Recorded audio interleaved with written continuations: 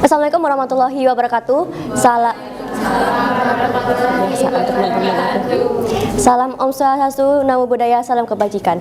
Yang saya hormati Bapak Wahyu Mahesa Miarta selaku pengawas dosen mata kuliah Public Speaking dan teman-teman yang sudah hadir di kelas hari ini. Nah, saya berdiri di sini untuk bertanya kepada teman-teman, apa itu adil dan sehat? Menurut teman-teman ada yang bisa jawab gak? Adil dan sehat itu apa? Adil dan sehat. Adil yang sehat yang setara buat semua individu. Nah, betul. Apa yang disebutkan ayat itu betul. Adil dan sehat itu sehat itu adalah jiwa yang tidak sakit dan mampu bertahan di kehidupan ini, dan adil adalah hal yang merata. Dan di era globalisasi yang sangat cepat ini teman-teman,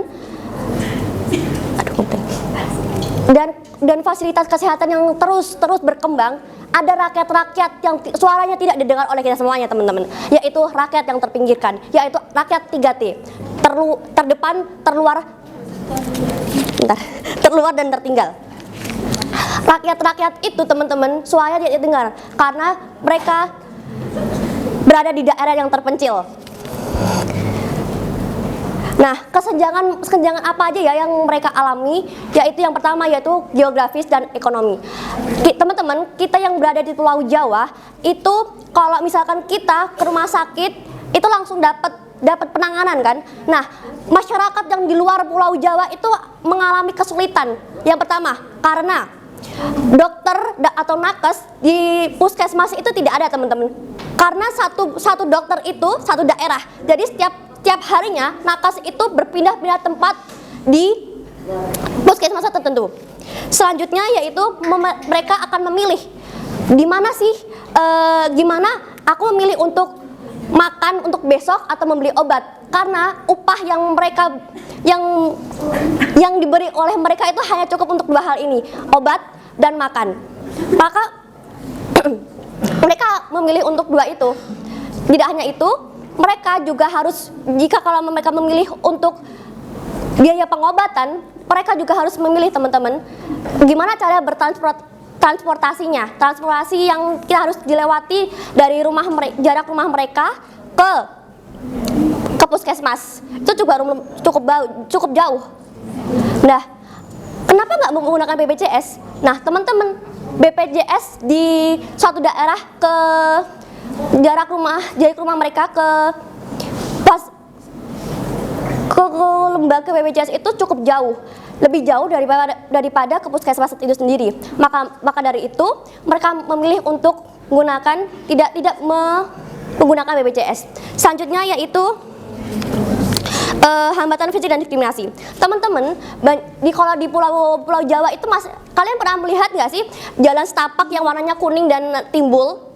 Nah, itu adalah jalan untuk disabilitas yang tunanetra dan fasilitas jalan untuk disabilitas yang tidak bisa untuk kursi roda.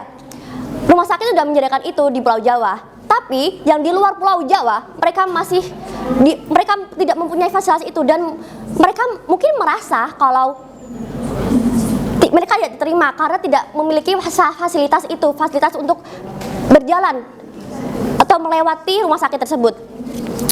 Selanjutnya yaitu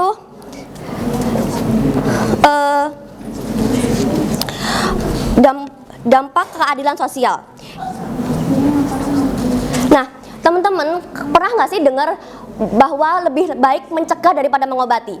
Nah, teman-teman, tunawisma itu termasuk dalam kelompok rentan ini. Karena apa? Karena tunawisma ini rumahnya dia tidak memiliki rumah untuk menetap, tidak memiliki makanan yang pasti dan bersih dan dipastikan kebersihannya. Nah, maka tersebut dia mungkin saja memiliki penyakit menular seperti cacar dan lain sebagainya. Nah, lebih baik kita sebagai manusia yang tanda kutip waras harusnya menghubungi dinas sosial atau dinas kesehatan untuk ditanggapi dan